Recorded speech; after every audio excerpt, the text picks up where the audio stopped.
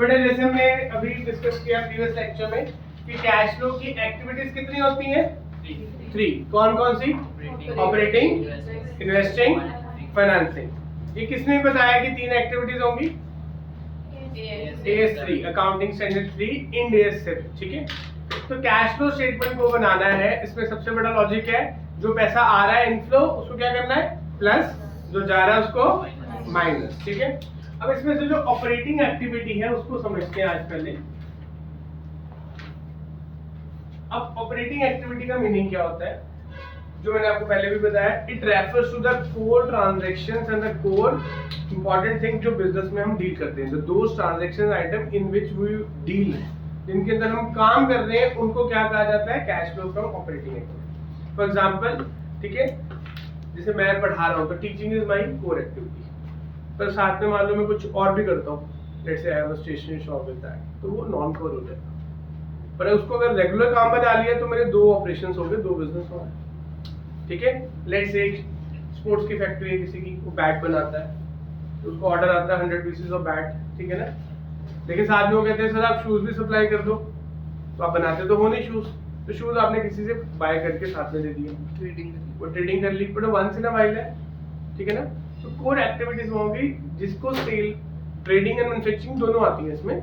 जो sale of goods and services आप करते हो on a recurring basis, on a regular basis, recurring basis, उसको हम ऑपरेटिंग कहते हैं। तो इस हिसाब से सोचा जाए तो ऑपरेटिंग एक्टिविटी के अंदर sale of goods and services, उसमें से जो कैश सेल्स है उससे पैसा आएगा कि जाएगा? आएगा, तो प्लस होगा। ठीक हो गया बात? जो क्रेडिट सेल्स होती हैं उससे पैसा आएगा कि नहीं आएगा? उसका पैसा कब आएगा? किससे आएगा? क्या जो बाद में पैसा देते हैं उनको क्या कहते हैं? डेटर्स। उसको कहते हैं फिर कलेक्शन फ्रॉम ट्रेड रिसीवेबल।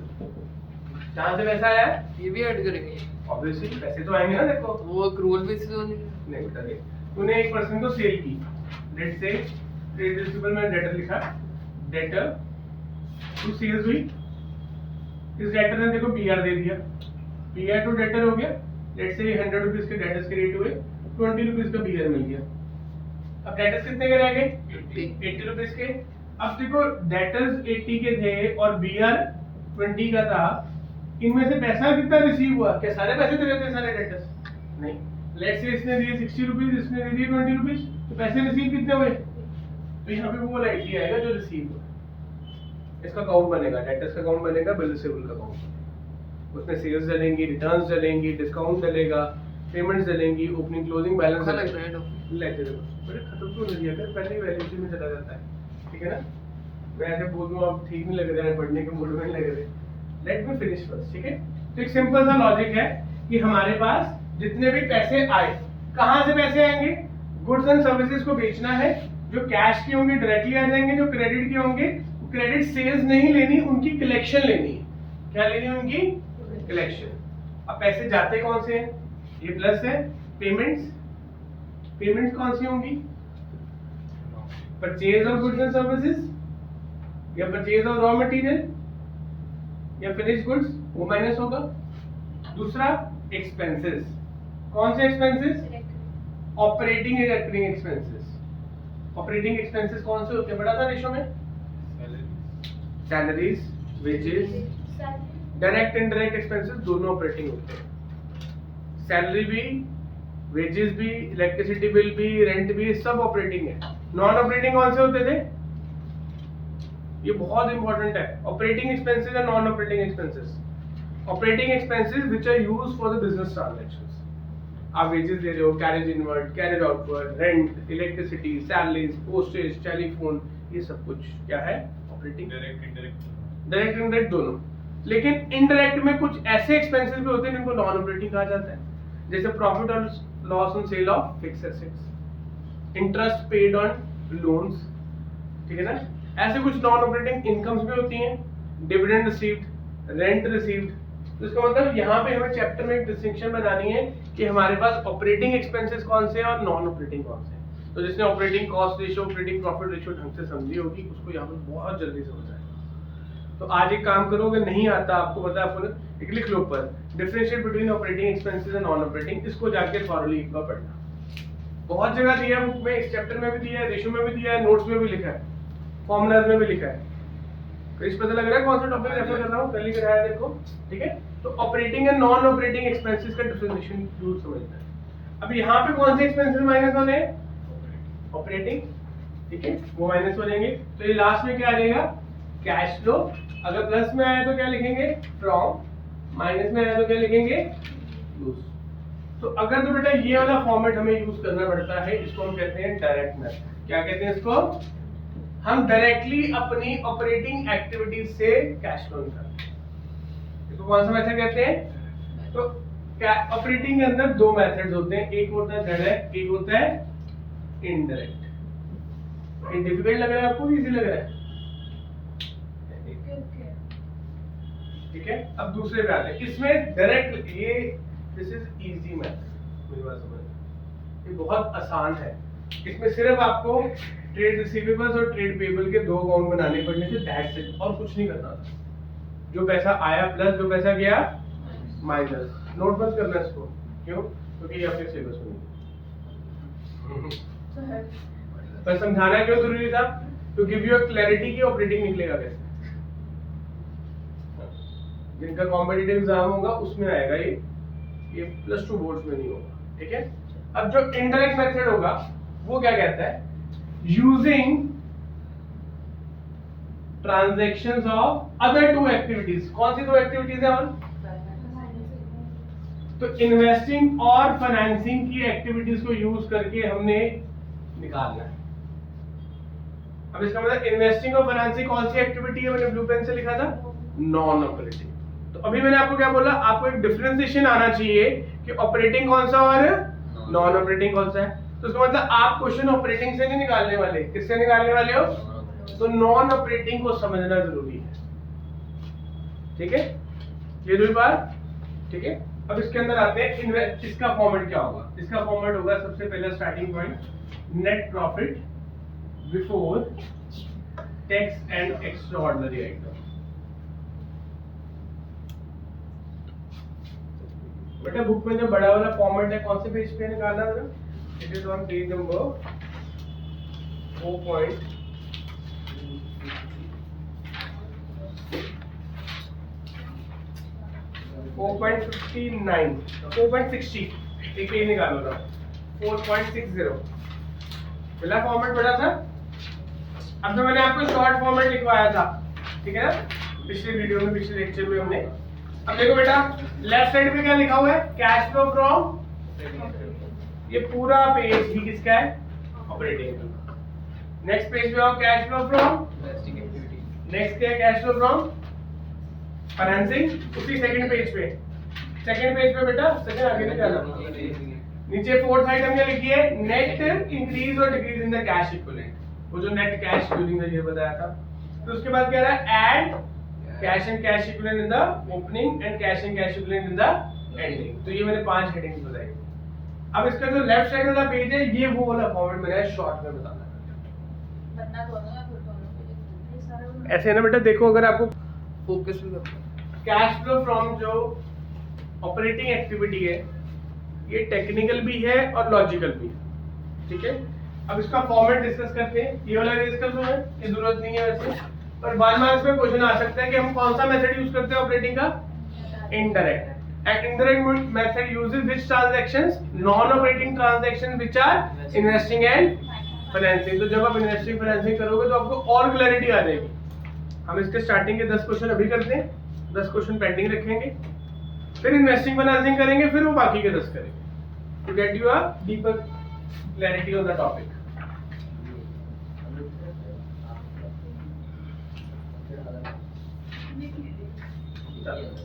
अब इनडायरेक्ट मेथड का फॉर्मेट वो पेज साथ खोल के रखोगे, उसमें से सिर्फ मेजर आज 5 कैटेगरीज बता रहा हूँ, रोज एक कैटेगरी के साथ क्वेश्चन करेंगे, ठीक है। सबसे पहले आएगा net profit before tax and extraordinary item. सबसे ऊपर क्या लिखा हुआ है? Cash flow operating. उसके बाद बेटा net profit before tax and extraordinary, ठीक है, जिनको बुलेट से इन्होंने बोल्ड करके लिखा हुआ है, ठीक है। तो ये पहली ट्रांजैक्शन आ गई, नेट कैश फ्लो फ्रॉम। चलो इसके बाद यहाँ पे आएगा एडजस्टमेंट। मैं वर्ड यहाँ पे क्या लिखता हूँ, इन्होंने एडलेस लिखा है, मैं आपको उसका एक लॉजिक दूंगा। एडजस्टमेंट होगी non cash and non operating items. मैंने आइटम्स लिखा है, एक्सपेंसेस नहीं लिखा, इन्होंने आइटम्स और एक्सपेंसेस को लिखा हुआ है। इसमें एक्सपेंसेस होंगे ऐड और इनकम्स होंगी माइनस। अब ये लॉजिक समझना, ठीक है ना बेटा। नॉन कैश मतलब क्या होता है, जिन चीजों का पैसा हमने दिया नहीं, तो ऐसे खर्चे और ऐसी इनकम्स जो हमने कैश में पे नहीं की या रिसीव नहीं की। बिजनेस में कौन सा नव्या ऐसा एक्सपेंस होता है जो हम कैश में पे नहीं करते पर हमारा खर्चा होता है? बिल्कुल ठीक, सबसे परफेक्ट एग्जांपल कौन सी है? डेप्रिसिएशन। और कौन सा होता है? सर ओनर का रेंट, जो ओनर की लैंड है उस पे रेंट दे रहे हो। दे सकता है? नहीं। Self imputed rent, self imputed rent तो रिकॉर्ड ही नहीं होता बुक्स में। वो कह रहा है जो मैं हम वो समझ गए, नोशनल रेंट सेल्फ इम्प्यूटेड क्या है? अमोर्टाइजेशन। अमोर्टाइजेशन, गुडविल को अमोर्टाइज करना, ठीक है। इस तरह की ट्रांजैक्शंस को हम क्या कहते हैं? नॉन कैश, ठीक है। तो अगर आपने नॉन कैश आइटम्स कोई बुक्स में डाली है, बुक्स में डालने का मतलब क्या है? जब आपने स्टेटमेंट ऑफ पी&एल बनाया था, क्या बनाया था? Statement of. अब इसकी अंडरस्टैंडिंग कम होगी तो ये फंस जाएगा टॉपिक। अब स्टेटमेंट ऑफ पी&एल में आपके पास क्या क्या आता है? पहले नंबर पे इनकम्स, दूसरे नंबर पे एक्सपेंसेस। हाँ जी गर्ल्स, इनकम में क्या क्या आता है? एक आइटम ही बता दे सोनी जी, क्या आता है? स्वयं है किसमें? इनकम में। हाँ जी गिरीश, क्या आता है? सोच रहा हूँ। Under processing. सचिन क्या आता है? टॉपिक कौन सा है? टॉपिक कौन सा है? आज पहली बार देख रहा हूँ। पहली बार देख रहे हैं बेटा। थर्ड बुक का पहला चैप्टर, इसमें फॉर्मेट ऑफ बैलेंस शीट और फॉर्मेट ऑफ पी&एल किया था, तो मत बोला अगर बाकियों में बिल्कुल उड़ा हुआ था बेटा। पी&एल अकाउंट, पी&एल स्टेटमेंट नहीं बनाई थी हमने? हाँ जी नव्या, क्या आता है? Very good. आरएफओ सेल्स, सबसे पहले क्या आता है इसके अंदर? आरएफओ, और दूसरी आइटम आती है अदर इनकम। दैट्स इट, दो ही आइटम्स आती हैं इसमें। सर पहले जब पेज निकालो बेटा, चलो आपको एक बार रिकॉल 1.39। वो देखो उसको पेज भी याद है 1.39। निकालो पेज नंबर 1.39। वो खुला हुआ है यार। देख के बोला है, ऐसे तो मुझे नहीं याद होगा। हाँ जी बेटा, ये पी&एल का फॉर्मेट है, इसको बेटा घर जाके एक बार लिख के देख लेना, ठीक है। इसी तरह से एक्सपेंसेस के अंदर क्या क्या आइटम्स है? अब तो आपके सामने आ गए। Cost of material consume, change in inventories, ठीक है। एम्प्लॉइज का खर्चा, एम्प्लॉइज बेनिफिट एक्सपेंस, जिसमें सैलरी, वेजेस, बोनस, कमीशन आता है। फिर depreciation and amortisation, finance cost, जिसके अंदर इंटरेस्ट वगैरह आते हैं, अदर्स। अब इनमें से कौन सी चीजें नॉन ऑपरेटिंग है, ये ढूंढना पड़ेगा। जैसे सबसे पहली आइटम क्या है? Cost of material. बोला ना पेज नंबर तुम दोनों ने, उसको देखो जरा। कॉस्ट ऑफ मटेरियल कंज्यूम में क्या आता है? Purchase of stock and trade. तो परचेज ऑफ गुड्स क्या है हमारा? ऑपरेटिंग है। दूसरी चीज क्या है? Purchase of stock and trade, operating. उसके बाद चेंज इन इन्वेंटरी, इन्वेंटरीज भी क्या है हमारा? ऑपरेटिंग। ऑपरेटिंग है। उसके बाद एम्प्लॉय बेनिफिट एक्सपेंस, एम्प्लॉइज को जो भी खर्चा दिया जाता है, salary, bonus, commission, non operating है। ऑपरेटिंग है। हाँ जी सोनी जी, ऑपरेटिंग है, नॉन ऑपरेटिंग है? कौन सा पूछा है मैंने? जागो जी।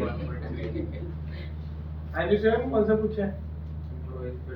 हाँ जी, एम्प्लॉइज को सैलरी देना हमारे बिजनेस के लिए जरूरी है कि नहीं जरूरी है? उसके बिना काम करेंगे वो? ये कौन सा हुआ? ऑपरेटिंग। ऑपरेटिंग हुआ। हाँ हम जी, एम्प्लॉइज को प्रोविडेंट फंड ऑफर करते हो उसमें प्रोविडेंट फंड कहाँ से ऑफर करते हैं? As a part of salary and wages होता है कि अलग होता है? अलग होता नहीं, है सिक्योरिटी बेनिफिट। गलत। Security benefit is included as a paid allowance paid by the employer to employ.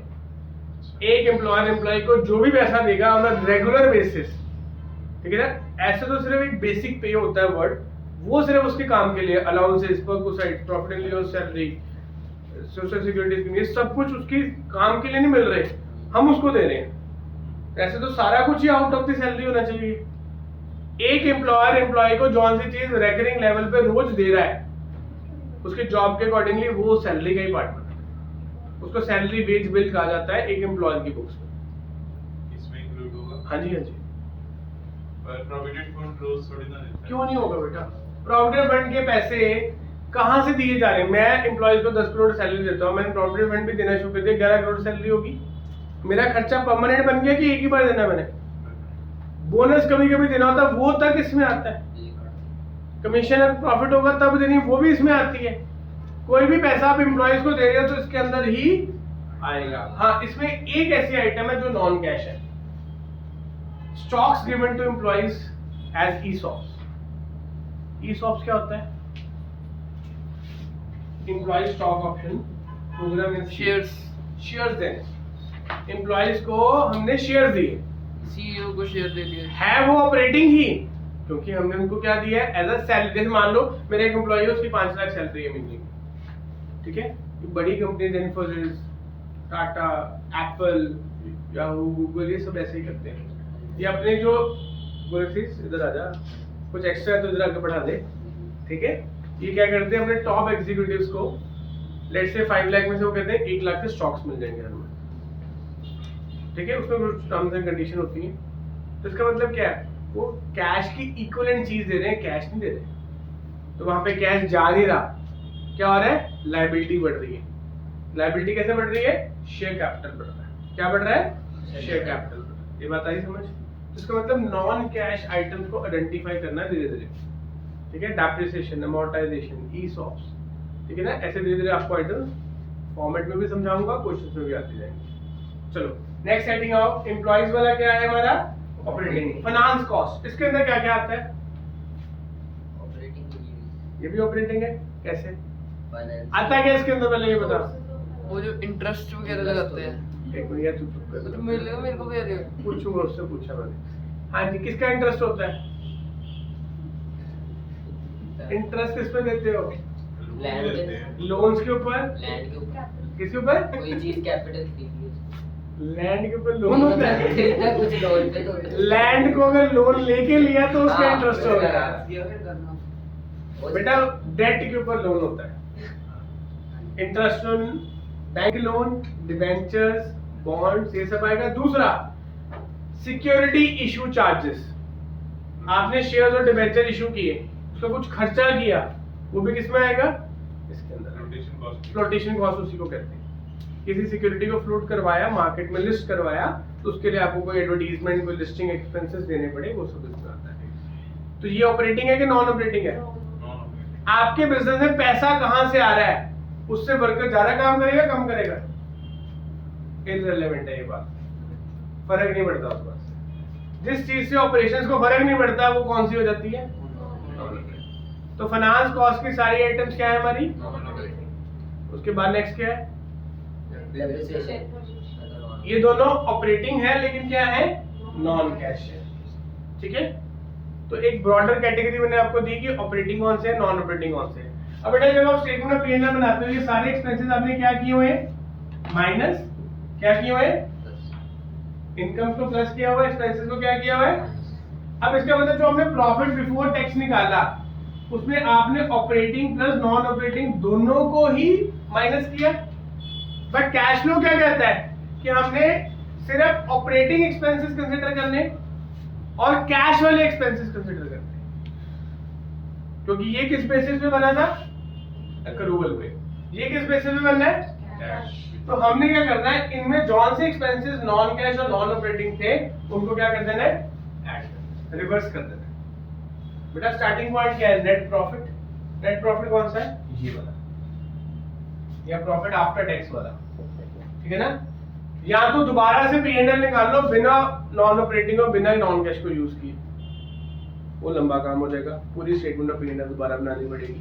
तो हमने P&L में से लास्ट प्रॉफिट उठाया, प्रॉफिट आफ्टर टैक्स, ठीक है? उसको बिफोर टैक्स करना है तो बिफोर टैक्स पे आ गए। फिर उसमें से जौन से खर्चे और जौन सी इनकम, अभी अदर इनकम्स है, क्या है हमारे पास? इसमें क्या क्या आता है? अदर इनकम में क्या आता है? समझ आ रही है? हाँ जी, में क्या आता है? रेंट रिसीव्ड, और क्या आएगा, डिविडेंड रिसीव्ड और इंटरेस्ट रिसीव्ड, ठीक है ना। और एक चीज आती है profit on sale of fixed asset. Sale of fixed asset तो पैसा है, उसमें जो प्रॉफिट है वो इनकम है ना, ठीक है ना। तो profit on sale of fixed asset, तो ऐसे एक्सपेंस में क्या आ जाएगा, loss on sale of fixed asset. तो ये कुछ आइटम्स है जो यहाँ पे ऐड और माइनस होंगे। याद मत करना फॉर्मेट को, याद करोगे तो फंस जाओगे। जब फाइनल पेपर देने जाओगे इतने सारे चैप्टर्स, इतने सारे मेथड्स, इतने सारे फॉर्मूलाज, इतने सारे फॉर्मेट्स। फॉर्मेट बनता कैसे है वो मैं सिखा रहा हूँ कि आपको ये हेडिंग, पहले प्रॉफिट लिया, इस प्रॉफिट में सब कुछ इंक्लूडेड है, ऑपरेटिंग में इंक्लूडेड है, नॉन ऑपरेटिंग में इंक्लूडेड है। इसमें से हमने नॉन कैश और नॉन ऑपरेटिंग को निकालना है बाहर, इसलिए मैंने वर्ड लिखा एडजस्टमेंट करनी है। क्या करनी है, एक्सपेंसेस पहले क्या हुए हैं, माइनस, पहले क्या हुए हैं, तो उनको अब क्या कर देंगे, प्लस। और इनकम पहले क्या हुई है, प्लस, तो उनको क्या कर देंगे। तो ये करके हमारे पास जो निकलेगा उसको हम कहेंगे ऑपरेटिंग प्रॉफिट। कौन सा प्रॉफिट निकलेगा, तो जिनको ऑपरेटिंग प्रॉफिट निकालना आ गया, आपका रेशियो भी सॉर्टेड हो जाएगा, कैश फ्लो भी सॉर्टेड हो जाएगा। ऑपरेटिंग प्रॉफिट को बहुत इंपॉर्टेंट समझना, ठीक है। Before WC changes, what is WC कर, ये तो बताना चाहिए। इसका फॉर्मूला 100 क्वेश्चन कर लिए तूने। करंट एसेट माइनस, तो इसका मतलब वर्किंग कैपिटल चेंजेस क्या है आप समझो। बैलेंस शीट में हमारे पास होता है शेयर होल्डर्स फंड है, नॉन करंट लायबिलिटी है, करंट लायबिलिटी। एक होता है नॉन करंट एसेट और एक करंट एसेट। अब तीनों एक्टिविटीज में ये कैसे आए हैं इनको समझो। मैंने आपको क्या बताया, इन्वेस्टिंग में क्या आएगा, पिछले लेक्चर में भी आधा घंटा पहले क्या बताया, कौन सी हेडिंग्स आती है बैलेंस शीट की, फिक्स एसेट्स वाली। कौन सी है इनमें से, वो नॉन करंट। तो ये नॉन करंट कहां चला गया, इन्वेस्टिंग में चला गया, ठीक है। फिर दूसरा मैंने आपको बताया कि फाइनेंसिंग, फाइनेंसिंग क्या कहते हैं कि बिजनेस में पैसा कहां से आ रहा है, वो कहां, उसमें क्या क्या आएगा, ये दोनों किस में चले गए, फाइनेंसिंग में। तो यानी कि लॉन्ग टर्म के लिए पैसा आ कहां से रहा है और जा कहां पे रहा है। Sources of funds and application of funds. Sources of funds को क्या कहा जाएगा, फाइनेंसिंग। एप्लीकेशन ऑफ फंड्स को क्या कहा जाएगा, इन्वेस्टिंग। तो बचा क्या, current assets and current liabilities, जिसको हम क्या कहते हैं, उसको यहाँ पे। तो इतना वाला पोर्शन इनडायरेक्ट है, ये पोर्शन इनडायरेक्ट है। वर्किंग कैपिटल में सिंपल लॉजिक, पैसे आ रहे हैं तो प्लस, पैसे जा रहे हैं तो। इसके अंदर इन्वेस्टिंग और फाइनेंसिंग में भी सिंपल लॉजिक, पैसे आ रहे हैं तो प्लस, पैसे जा रहे हैं तो। But this is the only portion जो इनडायरेक्ट है, जो कि हमने डायरेक्ट वाला नहीं करना। कौन सा वाला करना है, इनडायरेक्ट वाला करना, ठीक है। अब वर्किंग कैपिटल चेंजेस क्या होते हैं, इसको भी हम लिखेंगे, adjustment of working capital changes. हाँ जी बेटा, करंट एसेट करंट लायबिलिटी सबको पता है। आदित्य सोनी करंट एसेट के नाम बोल 4-5। ये नहीं पता, कोई दो चार करंट एसेट्स के नाम पूछे बेटा, ये तो मेरे को बता देगा। हाँ बता, करंट एसेट करंट लायबिलिटी बता दे क्या होता है। Land and building current asset, ताली हम ज्वाइन कर ले। शर्म करो तुम दोनों, क्या कर रहे हो। हाँ जी, करंट एसेट बोल, पढ़ दे। कैश पहला कौन सा होता है, पर क्या उसको यहाँ कंसीडर करना है, क्यों, क्योंकि cash and cash equivalent format में अलग से दिया हुआ है। बैलेंस शीट का फॉर्मेट निकाल लो पेज नंबर 1.5 पे। हाँ जी, आदित्य बोलो करंट एसेट कौन से हैं, ट्रेड रिसीवेबल। ट्रेड रिसीवेबल कौन होते हैं, डेटर एंड बिल रिसीवेबल। उसके बाद इन्वेंटरीज यानी कि स्टॉक, जिससे इसका बिजनेस कर रहे हैं उसका स्टॉक। उसके बाद करंट इन्वेस्टमेंट। करंट इन्वेस्टमेंट्स कहाँ आएंगी, मैंने अभी बताया था, कैश एंड कैश इक्विवेलेंट। इसको मार्क कर लो उसी फॉर्मेट में।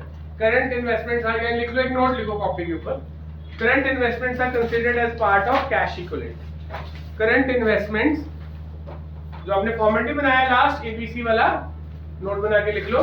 Current investments are considered as a part of cash and cash equivalent.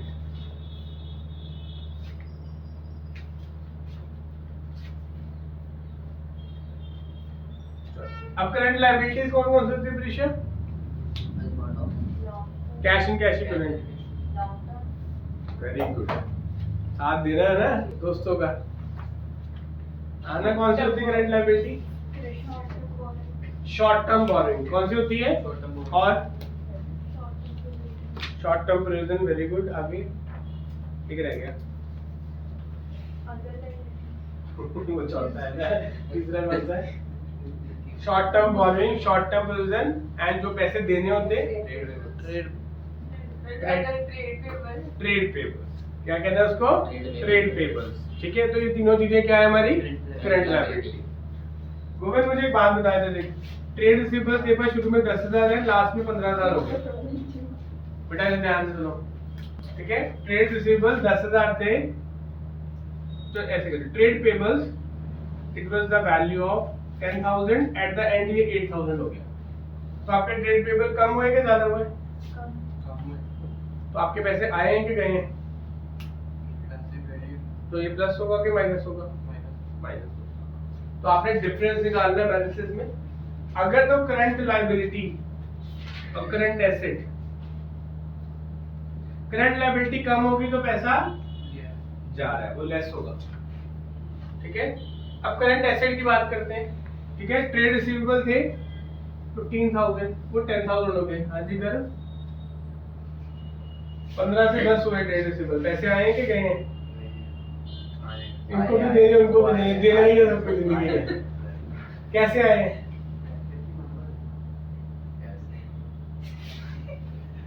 Trade receivable कौन होते हैं? डेटर्स। अगर डेटर्स कम हो गए तो मतलब पैसे आए होंगे, तो वो प्लस होगा कि माइनस? प्लस होगा। तो करंट एसेट जब कम होगा तो क्या होगा? प्लस। करंट लायबिलिटी कम होगी तब क्या होगा? तो वाइस वर्सा।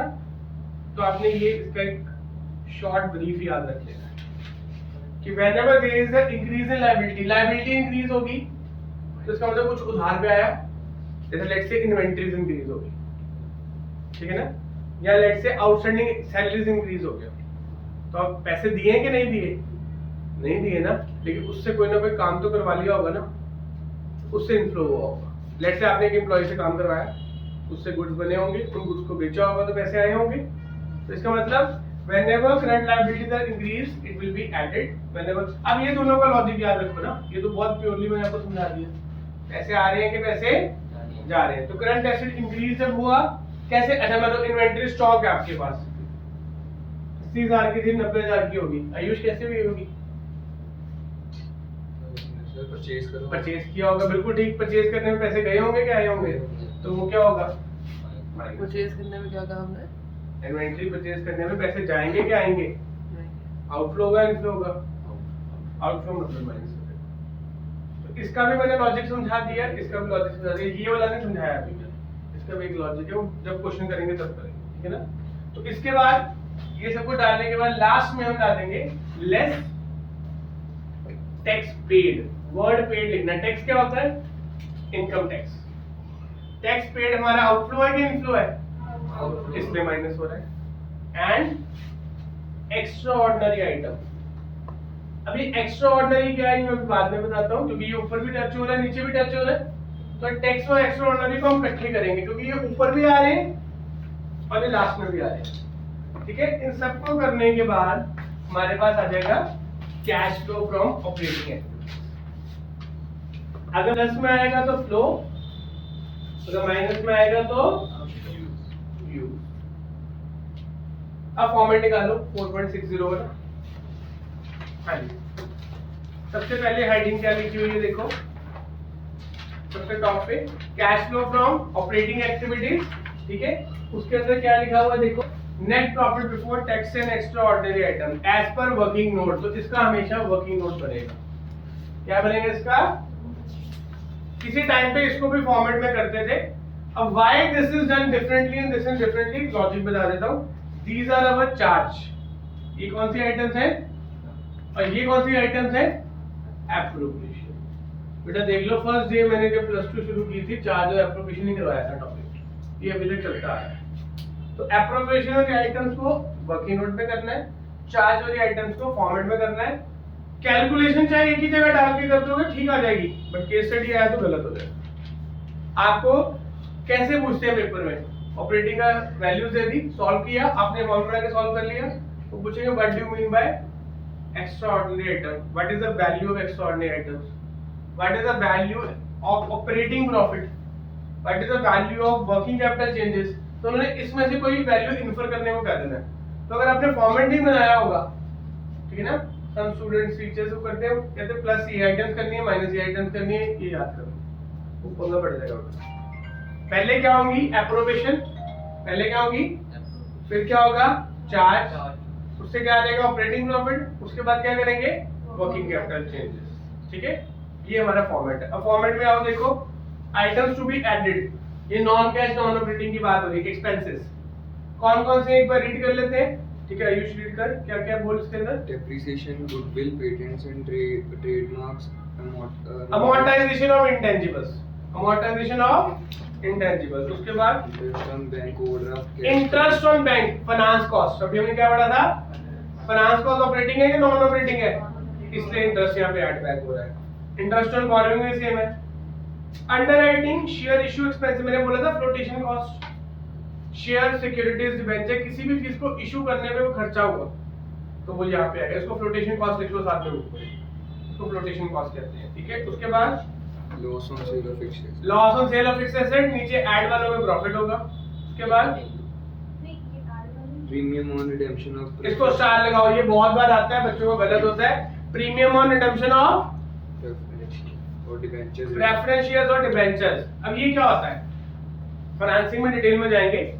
जब हम पैसे वापस करते हैं ना, उधार पे लिए हुए पैसे या शेयर्स में लिए हुए पैसे, उनको जब एक्स्ट्रा पैसे वापस करते हैं, अब शेयर कैपिटल का चैप्टर कर रहे हैं तो फिर तीसरे दिन के बाद प्रीमियम आ जाएगा, तो वहां पे टॉपिक क्लियर होगा, वो यहाँ पे भी समझ आ जाएगा। जैसे हमने किसी से 100 रुपए लिए लेकिन हम वापस 105 रुपए कर रहे, तो 5 रुपए जो एक्स्ट्रा कर रहे हैं वो क्या हमारा प्रीमियम है, तो खर्चा है कि इनकम है, इसलिए उसको एज एक्सपेंस ऐड करें। खर्चा हमारा ऑपरेटिंग का है कि नॉन ऑपरेटिंग का है, फाइनेंसिंग का ना, जो चीज फाइनेंसिंग और इन्वेस्टिंग की है वो क्या है, तो इसलिए हम उसको ऐड करते हैं। Increasing provision for doubtful debts, इसके साथ स्टार लगा हुआ है। ठीक है, स्टार का मतलब इसका एक अल्टरनेटिव ट्रीटमेंट भी है। बॉटम देखो 4.61 का, उस स्टार का आंसर दिया हुआ है, बॉटम ऑफ 4.61। हाँ जी, आयुष टीचर क्या लिखा है, alternatively increase or decrease in provision for doubtful debt may be treated under increase or decrease in current liabilities. In this situation, increase or decrease in provision for doubtful debt is adjusted after इसका मतलब provisions को कहाँ adjust करना है। Provision हमारे क्या होते हैं, एसेट होते हैं, लायबिलिटी होते हैं। प्रोविजन शॉर्ट टर्म होते हैं कि लॉन्ग टर्म होते हैं, दोनों होते हैं। प्रोविजन फॉर डेप्रिसिएशन क्या होता है, प्रोविजन फॉर डाउटफुल डेट क्या होता है। तो अगर आप उसको करंट एसेट करंट लायबिलिटी मान के करोगे, फॉर्मेट अलाउ करता है, पर वहां पे फिर आपको चेक करना पड़ेगा कि वो शॉर्ट टर्म है कि, तो इसलिए हमेशा प्रोविजंस को यहाँ पे डालो। आई सजेस्ट दिस इजी, कोई भी प्रोविजन आए कहाँ डाल दो, यहाँ डालो। ठीक है, माइनस वाले आइटम्स, ठीक है, interest dividend rent gain, and अगर प्रोविजन कम हो रहा है, रिवर्स हो गया, तो ये याद रखना आसान है, आइटम सारी याद नहीं रख पाओगे आप, आइटम इसके अलावा और भी आ सकती है, as per the business as per the nature. ठीक है, फिर आगे वर्किंग कैपिटल चेंजेस, ये जो हमने लिखा है इसमें देखो सारा कुछ फिट होता है। पहली item decrease in inventory, current asset कम हुआ। दूसरी item decrease in trade receivable. तीसरी item accrued income prepaid expenses, ये इसमें आ गया। इंक्रीज इन ट्रेड पेबल्स, ये करंट लायबिलिटी में आ गया। Increase in outstanding expenses, advance income इसमें आ गया। तो बेटा इसके अंदर ये सारा कुछ ही फिट हो रहा है। लास्ट में टैक्स पेड है और एक्स्ट्रा ऑर्डिनरी आइटम के साथ क्या लिखा हुआ है, प्लस माइनस, क्या लिखा हुआ है, तो इसको लिखोगे आप एडजस्टमेंट। अगर पैसे इसके आ रहे हैं तो प्लस, पैसे जा रहे हैं तो माइनस। ब्रीफली एक फॉर्मेट की समरी दी है मैंने ऑपरेटिंग की, किसकी समरी दी है, ऑपरेटिंग। चलो वीडियो लैग हो रही है।